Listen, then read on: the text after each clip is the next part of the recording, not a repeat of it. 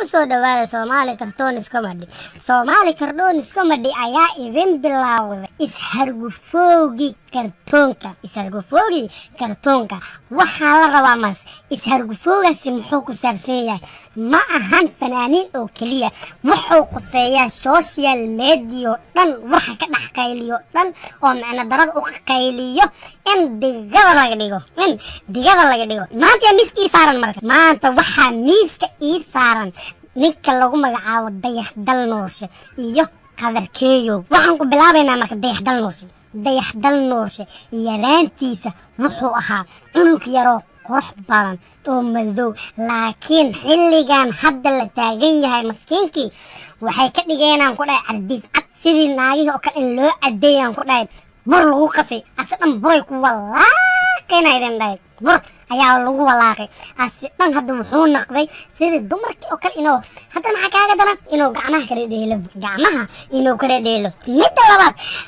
Dayax Dal Nuurshe waxaan ogahay aan ka warhayaa Dayax Dal Nuurshe wuxuu ahaan jiray fanka markii ugu horeysay oo la jeclaa aadka loo jeclaa wuxuu ahaa telefoon u soo diray markaas leedahay Dayaxo waxaan rabaa inaad barnaamij ii qabatid hadal maxaa laga soo bilaabaa mataqaanaa gaarigaan u baahanaa gaari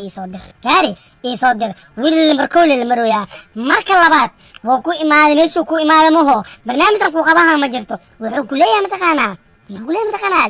wax la cuno keenuu ku leeyahay haya labo markii barnaamijka uu ku dhameeyay wuxuu ku leeyahay hadiyada keen magac ahaan marka maxaa loo bixiyay fadlan ku lacag ku shubo macnaha haddaanan lacag ku shubanin ma ku shaqeynayo waay sida macnaha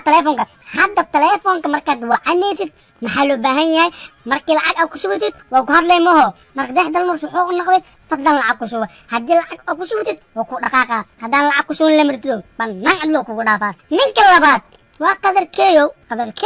waa maskiin dhaaf waay ninkaas asiga wuxuu dadka kaga duwan yahay waxay tahay haddii farta afku gelista magaa khaniinays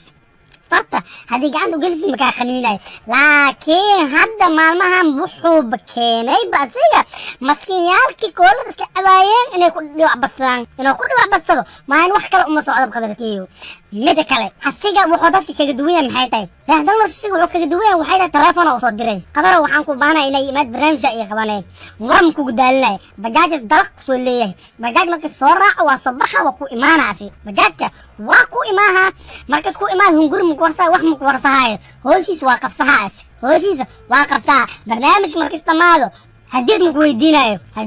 muku weydiinayo asiga macnaha inuu asoo soo bixiro adle dhees macna kaale walaalo hadiyadan ku siinaa asiga magaciis marka maxaa lahaa ninka fadlan ku shuba disdaa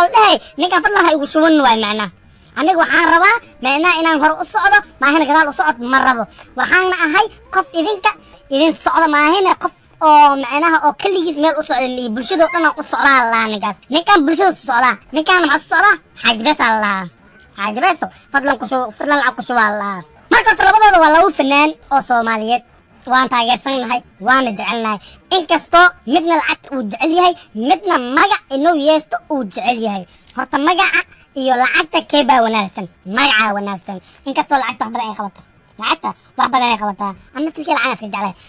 okay marka asxaabta waxaan idin leeyahay barnaamijkan